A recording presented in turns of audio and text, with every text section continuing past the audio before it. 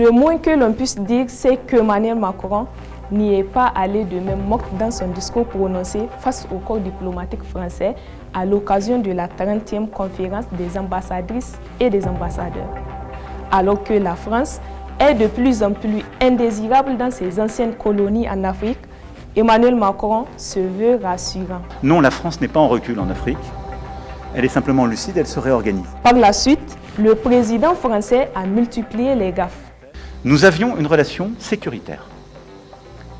Elle était de deux natures en vérité.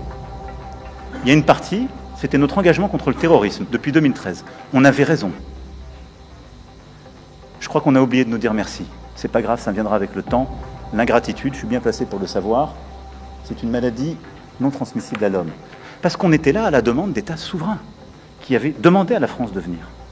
À partir du moment où il y a eu des coups d'État, où les gens ont dit « notre priorité, c'est plus la lutte contre le terrorisme, c'est ceci ou cela qu'importe », la France n'y avait plus sa place, parce que nous ne sommes pas les supplétifs de putschistes.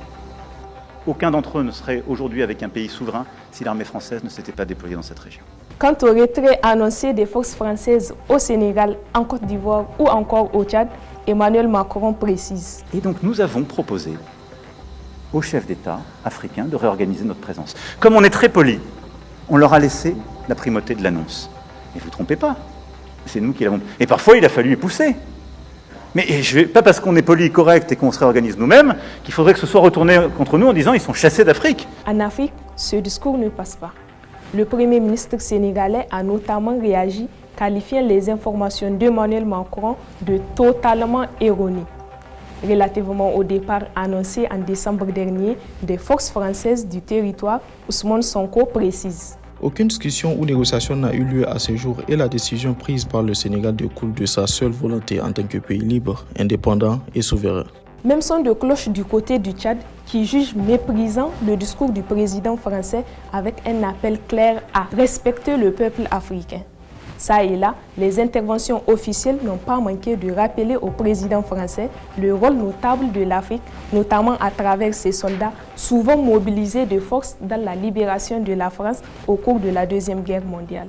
Dans la foulée, ce mardi 7 janvier, le Tchad décide d'accélérer le processus de retrait des forces françaises sur son territoire, annonçant une date butoir non négociable, fixée au 31 janvier prochain. Rappelons que pour l'heure, plusieurs bases françaises sont encore actives au Sénégal, notamment celle de Rufisque en périphérie de Dakar et celle de Ouakam.